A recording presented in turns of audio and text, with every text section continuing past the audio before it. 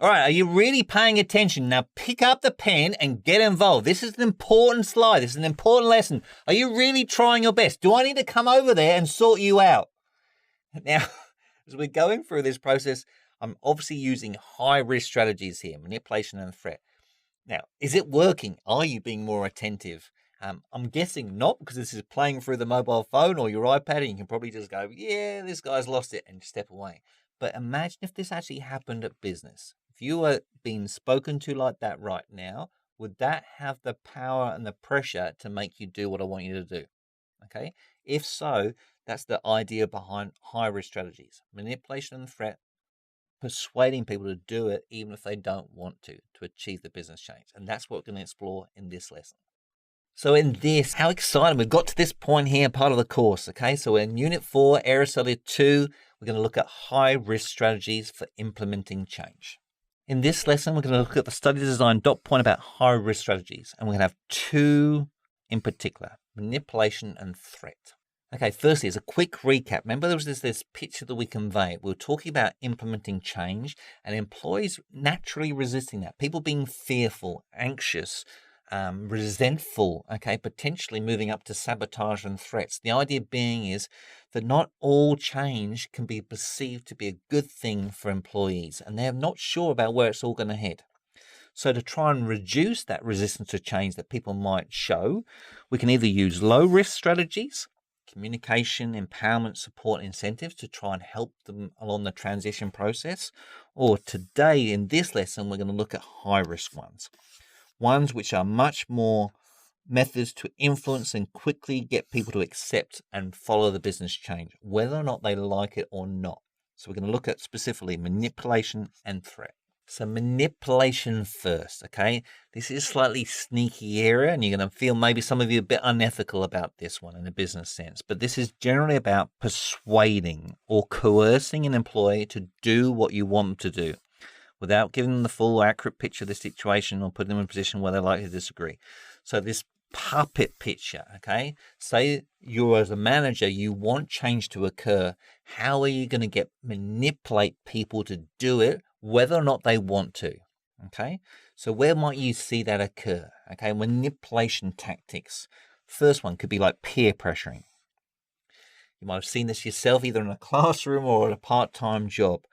If you ask someone to do something in front of others that they might not want to do, they might feel, okay, well, I'm being judged by my peers, I'm forced to do it. So that peer pressuring, getting people to do stuff even though they don't want to, because they're being witnessed by other people around them. Telling someone what they're gaining, but disguising what they're losing by coming on that change process. Oh, yeah, it's going to be wonderful for you, you're going to use this, okay? However, you might lose your job.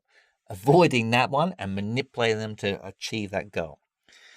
Mirroring people's body language to subconsciously gain their interest while delivering a message. So it could be, okay, I want you to do this, but that mirroring, so you're making people feel subconsciously part of what you're working on, which is a real sneaky psychological trick, okay? Or speaking quickly to overwhelm them into agreeing, so they just feel, okay, I've got to do this anyway just to get this person off my back. Or choosing a time to discuss with someone when they're tired and worn down at the end of a working week, when they just want to comply and therefore they agree whether they want to or not. Or in that full sense, scaring someone by exaggerating the truth, okay? Telling them, okay, if you don't do this, there's a chance you might lose your job, okay? Even though it's not going to occur, that manipulation of what is actually the truth to get them to do what you want them to do.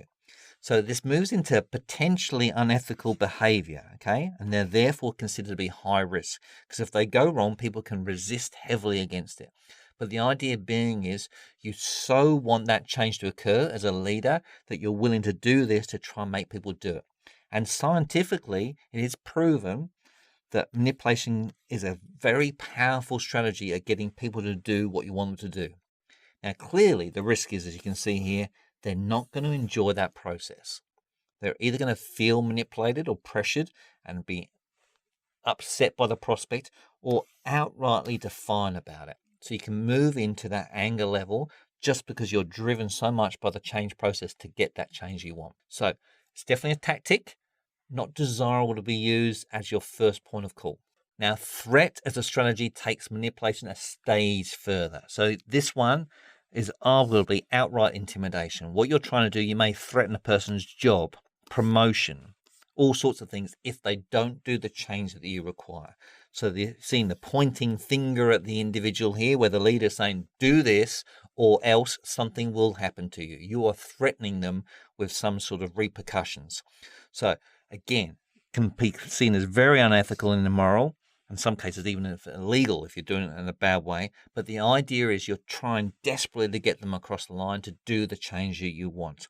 Now, again, you've seen this pointing finger, and if you remember beforehand, this moves into that sort of autocratic management leadership style where it's my way or the highway. It's one-way communication. The manager's making the decision, and they're pointedly asking the employee to do it. So you can see an association there with those terms, but as a technique, a strategy, threat is, again, going to have some negative repercussions in the long term for employee morale. They're going to feel unvalued, unsupported, and being coerced, threatened, manipulated into doing what you want them to do.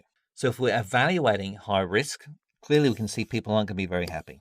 Okay, we've got this potential for fear, resentment, etc. Okay, however, okay, there are strengths to it.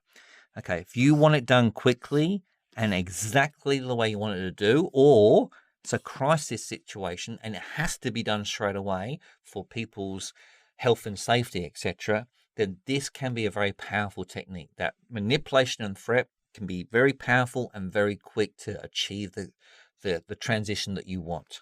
However, as we've explored already, that potential for fear, resentment, motivation going down, a level of distrust building up between management and staff could eventually lead to even greater resistance, that people can go on strike or they will leave your business and suddenly you're going to have to replace them in the future. So huge negative considerations here, but in some situations it can be a powerful strategy. Okay, here we have a worked example of high-risk strategy question in either the SAC or end-of-year examination, how it could possibly look.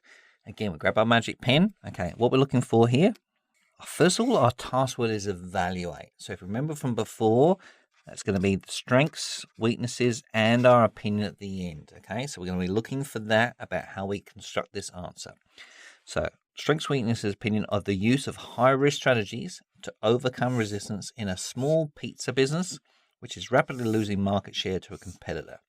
Okay, so we have a context we're going to have to link it to as well. So we break down the marks that are available. We're going to be describing the strengths, the weaknesses, and then an opinion in relation to this situation we have here. So let's see how we can scaffold that and support that type of answer. So here we go. High-risk strategies have the advantage that they're often very quick and effective in achieving exactly the change that the manager requires in a very short period of time. Okay. However, a weakness of using high-risk strategies is that they can potentially alienate and offend the employees as they feel manipulated or threatened into action, which may cause the very resistance the manager was seeking to avoid. And now we have our context. In this situation, as a small pizza business must be instantly respond or risk business failure, even if the employees resist, the manager must manipulate or threaten them to take the action he decided. Okay, so we have an opinion at the end linked here. Now, you may have a different opinion. You may go, okay, the negatives outweigh the positives and that they should go with a low-risk strategy. But I think we can see in here the context is if they don't do it straight away, they're literally potentially going bankrupt and losing market share to the new competitor. So you could argue the benefits of a short-term, high-risk strategy, manipulation and threat to get it across the line is preferable to going out of business. Okay, so you can see both examples here laid out, and that's how a good structured response should go.